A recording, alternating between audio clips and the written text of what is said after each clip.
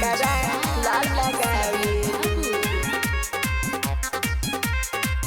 बुलक करा लाल लगावे बालियो ठलाली हो बुलक करा लाल लगावे बालियो ठलाली हो पढ़े तू रोज जानू पढ़े तू रोज जानू हकी करे काम जानी हो के करा ला तू लगावे बालियो ठलाली हो के करा ला तू लगावे बालियो ठलाली हो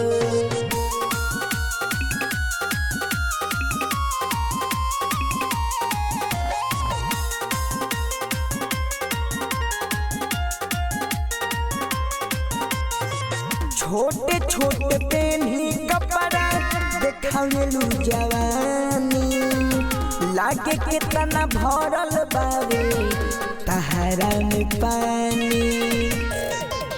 हई कमस जवानी देखावतारू कितना के बोल घुमावतारू उठ के तू रोज भोरे पढ़े रोजे जानू हो कि करा ला तू लगावे बालियो ठलाली हो कि करा ला तू लगावे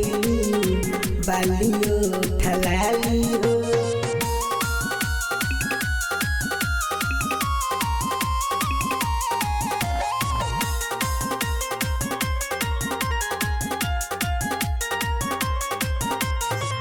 रोजे रोजे घूमे खाती जानू बाजार हो कहवा से लावो तारू खर्चा 1000 हो हम पीरियत लागे फसौले बारू ओकरा के लागे भूतलौले बारू कहवा से पेन्हतारू ए बबुनी कान बाली हो के करा ला तू लगावे